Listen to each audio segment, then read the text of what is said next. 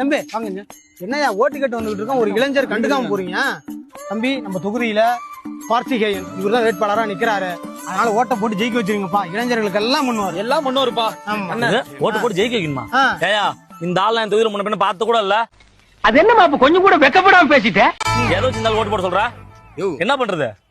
பண்ணுவாருப்பா. என்ன பண்ணுவாரு? எங்க உங்க கட்சி கொள்கை சொல்ல போலாம் அவரா? கொள்கை எதுன்னு கேக்குறான், கொள்கையை கேட்டுட்டு இருக்கான். தம்பி கேமரா ஆஃப் பண்ணு. தயவு செய்து இந்த ஊர் நல்லா இருக்கிறத 4 பொடிப்பையில கெடுத்து விடாங்க. இருங்க நீங்க இருங்க.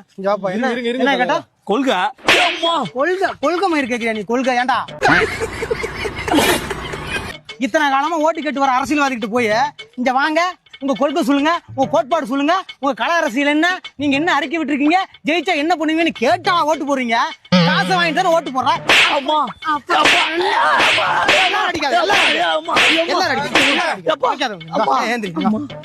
ஓட்ட போடுற கார்த்திகேயனுக்கும் ஓட்ட போடுற. இனிமேலாம் போய் காலில் விழுந்து, நீங்க சொல்றது கரெக்ட் தான், காலில் விழுந்து அதை பண்ணி இதை பண்ணி ஓட்டு கேட்க மாட்டோம், அடிச்சுதான் கேட்போம். அடிச்சுதான் கேட்கணும். ஓட்ட போடுற யாருக்கு போடுறா? கார்த்திகேயனுக்கு. யாருக்கு போடுறா? கார்த்திகேயனுக்கு. போடுறீங்கன்னா தொலைச்சு விடுவோம் நாய. என்ன பேசிக்கிட்டு இருக்க?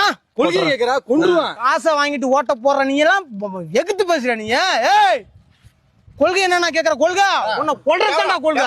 தொலைச்சு போவோம். கேமரா இந்த பையனுக்குள்ளே என்னவோ இருந்திருக்கு பாரு. அண்ணா தம்பி சில பொண்ணான வாக்குகளை கார்த்திகேயனுக்கு போட்டு அவரை ஜெயிக்க வச்சிருங்க. கண்டிப்பா எங்க வீட்டுல எல்லா ஓட்டும் உங்களுக்கு தானே.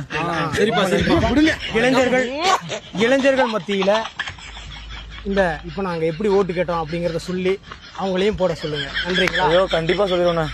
சரிங்க, மறக்காம போடுப்பா. நம்ம போட்டுருவோம். போயிட்டு வாங்க. உங்களுக்கு வீட்டுக்கு வரது வந்துரும். போங்க. லைஃப்ல ரொம்ப பெரிய ஆளா வருவடா. இப்படி ஓட்டு கேட்டா எல்லாம் போட்டுருவாங்க. இப்படிதான் கேட்கணும்.